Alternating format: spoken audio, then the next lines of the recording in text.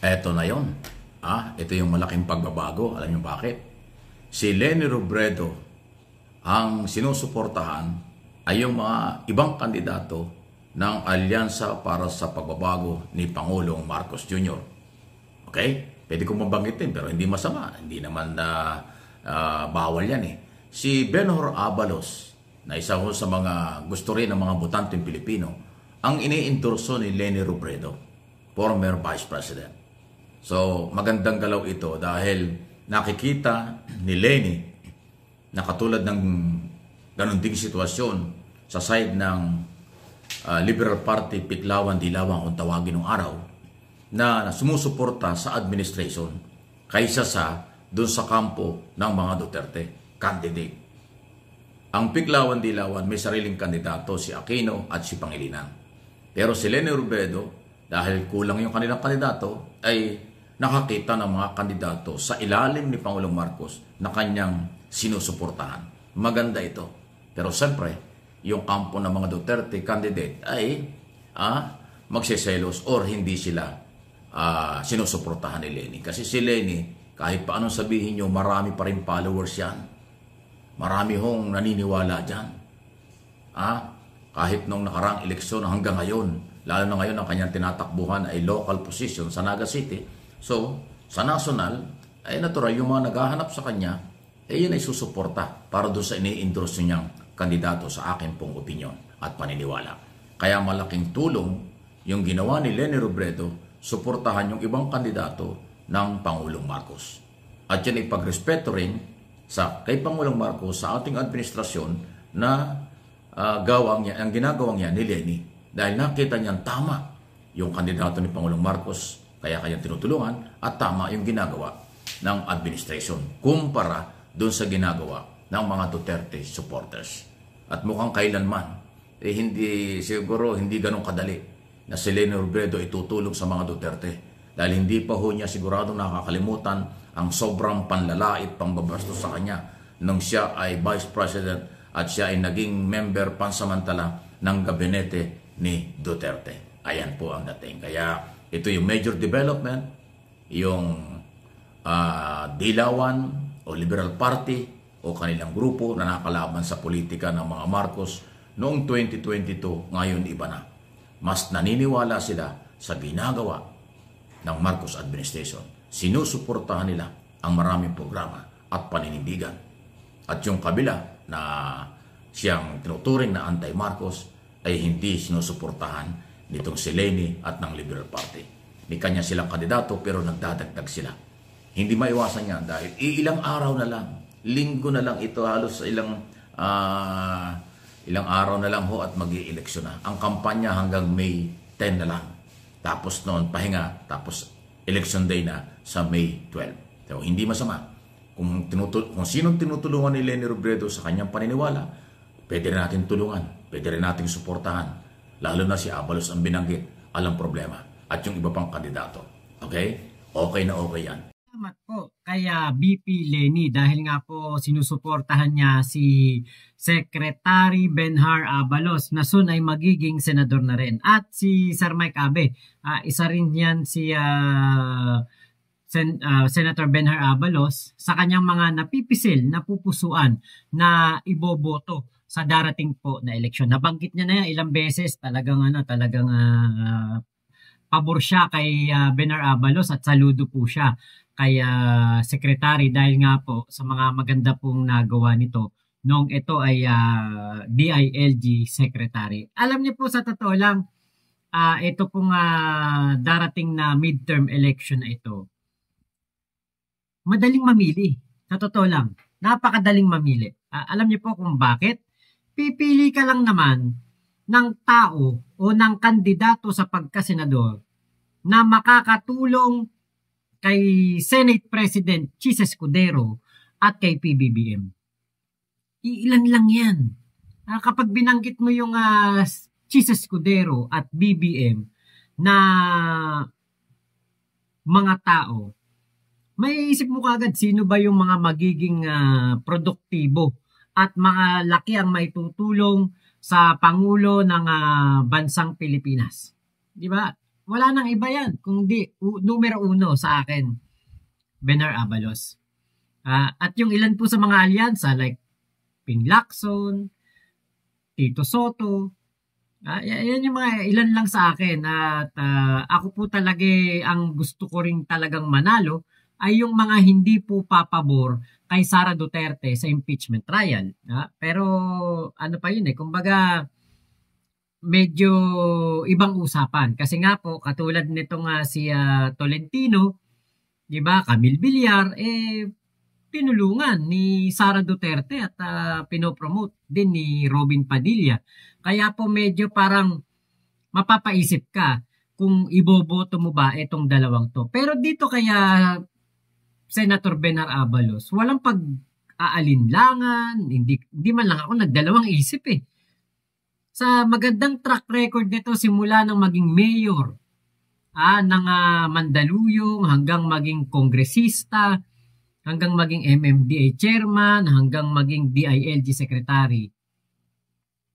Ala na akong hahanapin kumpletos recados na dito sa kaya Senator Benar Abalos. Wala ka nang kumbaga, this is the right time para sa kanya na maging senador. Ito yung tamang panahon.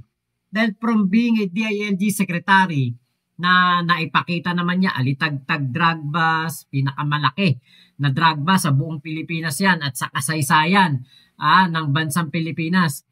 Dagdag mo pa yung pagkakasolve sa kaso kay Gov. Roel Degamo, kay Kaper Silapid. Iba lahat yan under the leadership ng DILG, Secretary Benar Abalos. So, wala ka nang ibang hahanapin pa dito Peace and order, alam na alam niya.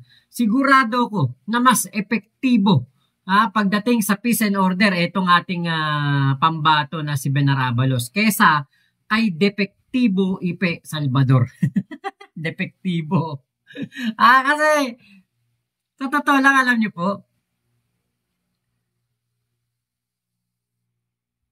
yung sinabi ni PBBM na napakadaling ilako o ibenta o napakadaling i-push sa tao, napakadaling i-promote sa tao na iboto ang kanyang mga senatoriables. Dito kay Senator Benar Abalos, siya yung swak na swak dun hindi ka pala mahihirapan na sabihin kung ano ang kanyang track record, kung ano ang kanyang nagawa as DILG secretary, kung ano ang kanyang nagawa as mayor ng Mandaluyong hanggang maging kongresista. Sa mga plano pa lang, ito sabi ni Secretary Benar Abalos, may isang ad ako, campaign ads niya napanood ko. Pabababain niya ang presyo ng kuryente, which is yan yung isa sa mga inaaray o umaaray ang mga Pilipino pagdating po sa bayaran ng kuryente. Bakit? Isa po tayo sa mayroong pinakamahal na kuryente dito po sa Asia. Alam niya sa Malaysia, yung namin doon, yung condo namin doon, studio type, na mayroong split type na aircon, 2 horsepower para ma-accommodate yung buong condo. Meron pa kaming heater sa shower, TV namin, walang patayan, walang hugutan. Nagpa-plancha ang asawa ko. Meron kaming blender, meron kaming fruit juicer, microwave, may rep kami, malaki rep namin doon. Meron din kaming air fryer, meron kaming toaster, bumili pa kami ng washing machine doon para sa condo. Alam niyo, binabayaran namin sa isang buwan, 100 ringgit lamang yon. Binabayaran namin. Yun yung minimum o normal. Minsan 103, minsan 98, ganyan. Minsan 110, 111. Pinakamalaki na yatang nabayaran namin sa kuryente doon, parang nasa 120. Meron pa akong laptop no, nagla-live pa ako. Lagi akong nakatutok sa laptop. Yung laptop ko, wala nang yung papatayin ko lang kapag tapos na ako mag-live. Pero gamit na gamit ko yun. Tapos meron pa kaming ventilador kasi minsan binubuksan namin yung veranda ng aming condo kasi nasa 22 floor kami. Alam niyo yung ano, alam niyo yung napakasarap gumamit ng appliances doon sa Malaysia kasi ang baba lang ng kuryente na binabayaran namin. Ngayon, meron kaming aircon sa kwarto, ventilador, meron din kaming tawag dito, yung cooler, water dispenser, ayan, mga rice cooker. Kumbaga, meron kami mga ginagamit din ng mga appliances naman na masasabing malakas sa kuryente.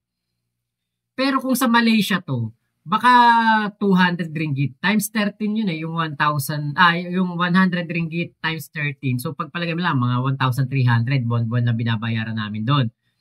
Ano na yun, talagang minsan pumupunta kami ng mall, walang patayan yung aircon. Pagbalik namin, parang nasa Antarctica kami dun sa namin, condo alam niyo po yung konsumo namin ng kuryente, kung doon namin dadalhin itong mga gamit namin na to, may TV pa kami, dadalhin namin doon sa Malaysia, at yung gagawin namin ay yung gamit man na hindi ka nagtitipid, siguro baka 200 ringgit na pinakamalaki na bayaran namin.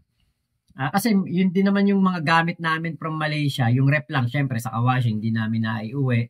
Pero yung palang rep sa ano pala yon, sa condo pala mismo yun. Pero yung aming washing machine, bago, ganyan, kumbaga, yung gamit ng appliances dito sa atin, napakamahal. Kaya nung narinig ko yung plano na yun ni Benhur Abalos, sabi ko, wow!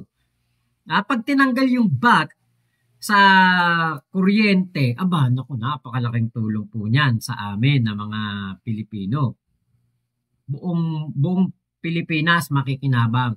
Simula Batanes hanggang Hulo makikinabang dyan po sa plano ni Benhur Abalos na pagbabawas sa bayarin sa kuryente o sa VAT, presyo ng kuryente pabababain. Malaking tulong lalo na sa atin, di ba? Tayong mga Pilipino na merong mga kagamitan, yan. Okay. Tayong mga Pilipino na merong kagamitan sa bahay, di ba? Minsan, hindi tayo makagamit. Nagtitipid tayo, like yung microwave, bihira namin gamitin. Yung aming initan ng mga tubig, mga electric kettle, galing pang Malaysia, hindi namin gano'ng ginagamit. Doon kami sa Shilling nagpapainit ng tubig. Di ba? Pero, kung mangyayari yan, di ba, magagamit mo yung mga appliances kasi bababa ang presyo ng kuryente. Kaya po alam nyo, ako gusto kong suportahan si Benhur Abalos dahil yung bukod doon sa mga peace and order na yan, alam niya kung ano yung main problem ng ating bansa, mahal na kuryente. Diba? Baka sa susunod, pati mga petrolyo, mapababa niya rin ang presyo. Baka pati mga pangunahing bilihin o makatulong siya sa ating Pangulong Bongbong Marcos para masustain yung 20 pesos per kilo na bigas. Diba? Kaya alam niyo po, madali lang pong i-promote si Benhur Abalos at hindi na ako magtataka kung mapusuan din siya ni Sir Mike Abe. Kasi nga po, ito yung mga kandidato na bukod sa napakarami ng napagdaanan sa pamamahala, marami ng achievement, marami ng nagawa, may napatunayan na loyal pa kay PBBM. Diba? Malaking plus factor yun. Kaya sa mga loyalista, PBBM supporter, nako, iboto po ninyo si Benhur Abalos. Number 1 po yan sa balota. Hindi nyo na kailangan lumayo. Hindi nyo na kailangan hanapin. Number 1 yan sa balota. Abalos. Makikita nyo po kagad yan. Magsiselos. Iyak dito mga DDS. Kasi kahit na anong gawin nila, ay hindi sila makakakuha ng ganong karami na suporta. Lalo na ngayon. Kung nyo mapapansin, grabe yung ginagawa ni Sara Duterte. Grabe po talaga. Ginawa ko ng topic yan pero ulitin ko. Sobra ang kanyang ginagawang pamimpersonal, panlalait sa mga pro-administration candidate, especially dyan sa Maynila. Sobra ang kailang ginawa. Ginabante kay COA at yung isa pang congressman dyan po sa 2 distrito. Talagang pinersonal niya. At parang may pagbabanta pa sa buhay ng chairman ng Committee on Blue Ribbon Committee na si Joel Chowa, ng 3 distrito ng Maynila. Ganon katindi. Talagang na kung anong style ni Duterte nung araw, ganyan-ganyan rin ang style ng ginagawa ni Sara Duterte.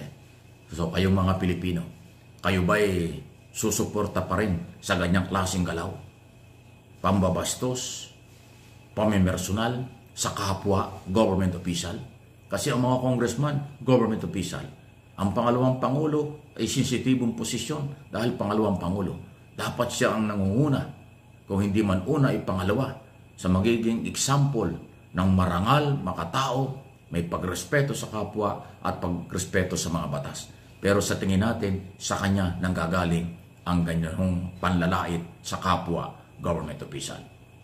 Pangalawa, kung nyo mapapansin, binanggit na rin ni Undersecretary Claire Castro, Malacanang Undersecretary, na si Vice President ang pinanggagalingan ng fake news.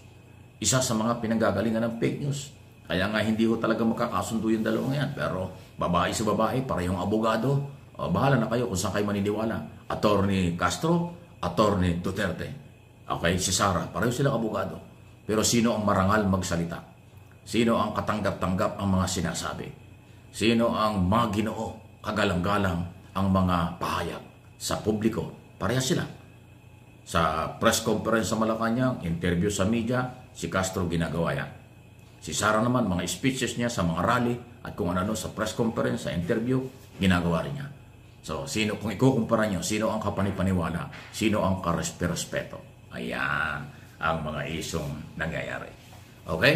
So, dahil nga po sa ngayong panahon ito, kasing init ng araw, ng panahon talaga, mainit na rin ang politika. Sana po ay huwag personalin para hindi po lumala pa ang sitwasyon. Issue lang, politika lang ito, lilipas din. Huwag kayo masyadong gumastos kasi yan ang dahilan ng malaking gastos. Kaya ho nagiging emotional, nagiging mainit ang kampanya. Pero kung papares lang kayo sa naaayon sa batas na gastusan, hindi kayo masyadong may stress, hindi kayo masyadong magiging emotional. Okay? At sigurado magiging malinis, maayos ang eleksyon. Ang vote buying, iwasan. Ang vote buying, isumbong sa mga otoridad. Kuhin nyo ng picture at video ang mga ebidensya sa pamimili ng boto. Katulad ho ng controversial kay Camille Villar. Mukhang madi-disqualified. Sabi ng COMELEC, hindi biro yung lumalabas na ebidensya na siya ay namimigay ng pera o nagbibigay ng premyo. Bawal yan sa panahon ng eleksyon kasi kinukonsidera na yan ay vote buying. Ang COMELEC ay nakatingin kahit kanino. Basta lumalabag sa batas, pananagutin nila. Hindi ibig sabihin, membro ng alyansa si Camille Villar ay ibabaliwala ng COMELEC. Mabigat po yung ebidensyang na-discover tungkol sa di umano ay vote buying. Kaya posibleng maging problema yan. So, may panahon pa tayo, iwasan nyo yan. Kahit marami kayong pera, marami kayong kung ano mga material na bagay, hindi po yan pwede nyo gamitin ng hag-arapalan na may tuturing na vote buying. Kasi yan ay labag sa batas at lumalabag kayo laban sa inyong kapwa kandidato. Yun po yung purpose kaya pigpik na pinagbabawal. Di ba? Kaya kung maging maingat lang. Tayo naman ng mga butante, maging maingat to lalo tayo. Aralin. Uy, sorry nga pala, marami nagtatanong sa akin kung sino at mga kandidato. Hindi po ako pwedeng magrekomenda. Siguro pa isa-isa lang. Kasi ayaw ko rin pumasisi. Baka sabihin nyo, pagkasabi ko, iboto nyo ito. Tapos hindi nanalo, isisihin nyo. Ako kasi iba ho ang aking prinsipyo. Ang aking paniniwala. Kahit mahinang kandidato, pero ang tingin ko'y magaling, may kakayanan, iboboto ko yan. Kahit matalo yan, kahit alam kong walang panalo, pero baka sakali, susuportahan ko yun. Hindi po ako sasama dun sa kasikatan o mga veteranong politiko. Hindi po. Ang aking iboboto yung mga bagong mukha, bagong talino, bagong pag-asa. Abogado, CPA, ekonomista, kung doktor kinakailangan, iba pa ho. Marami hong mga panghuhugutan. Yung mga kilala dyan at maraming bilyon-bilyon na ginagastos o kung ano namang malaking politiko, sorry, hindi ako kontento dyan. Yung traditional politician, lumang politiko, lumang style, sorry, hindi ko susuportahan yan. Naghahanap po ako ng mga bagong mukha, bagong talino, bagong pag-asa. Samahan niyo ako. Kaya hindi po ako nakakapag-recommenda kung sino. Aralin natin, mayroon pang ilang araw, lalabas at talabas kung sino ang karapat-dapat sa kanila. Please like and share ng ating video ito. Dito po kasi kay Sara Duterte, talagang po siya, galawang desperada na po at siguro ginagaya niya yung kanyang tatay na nag-aaste-astigan, nagmumura at puro pambabatikos, paninira. sa kanyang mga kalaban o sa mga tao na kumukontra sa kanya, di ba? Yan ang style ni Digong eh. So, baka sinabihan siya ng kanyang tatay na ganito gawin mo pag uwi mo, yung style ko, gayahin mo. Di ba? Pero, nabudol na tayo dun eh. Marami na tayong nakitang ganyan ng style.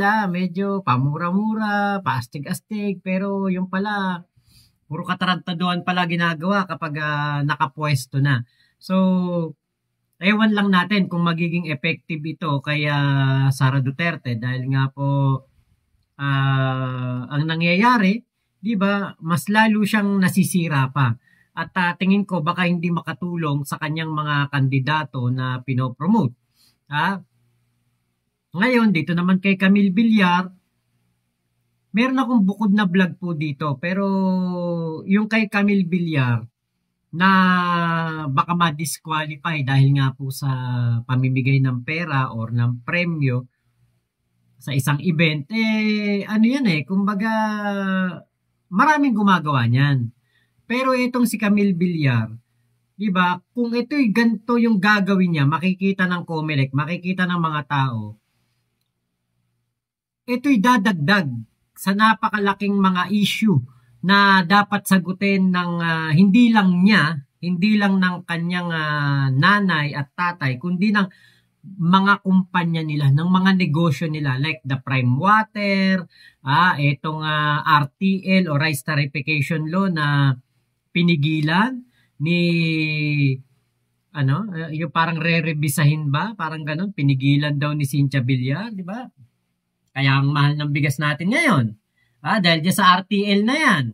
Di ba? Kaya po, kumbaga, lalong madadagdagan ang mga issue na kakaharapin ni Camille Villar bukod pa sa parang namamangka siya sa dalawang ilog dahil nga po sa pag-promote sa kanya ni Sara Duterte, di ba? Sana makatulong kasi parang nangyayari, naririnig ko at nakababasa ko, mas lalo pong nasisira si Camille Villar dahil po sa ginawa niya na pagpunta kay Sara. Di ba? Kaya talagang ito naman po lahat naman ng ito ay matatapos lang sa darating na eleksyon. So malalaman po natin ang lahat ng mga issue na yan, kung ano po ang kalalabasan, mga magiging resulta sa darating na eleksyon. So sabi nga ni Sir Mike Abe, maging mapanuri tayo.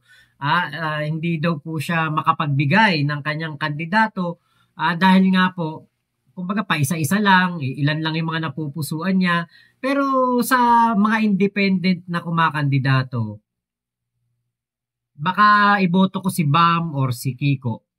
Pwede rin si Heidi Mendoza at ito pong si Luke Espiritu. Nabanggit din yan ni Sir Mike. So ako yan, yung mga ilan sa mga aking napipisel. Manny Pacquiao. Yan, baka pwede, di ba? So tignan na lang natin kung sino mga mananalo sa darating po na eleksyon, So, salamat sa pagsama niyo po sa aking vlog nito. Salamat kay Sir Mike Abe sa kanyang video na napakaganda na ating nareaksyonan. Ingat po kayo. Nasa mang panig kayo ng mundo, Momo Chup Chup. Love you. God bless us all. Pilipinas. God first. Pakisupport niyo po Sir Mike Abe.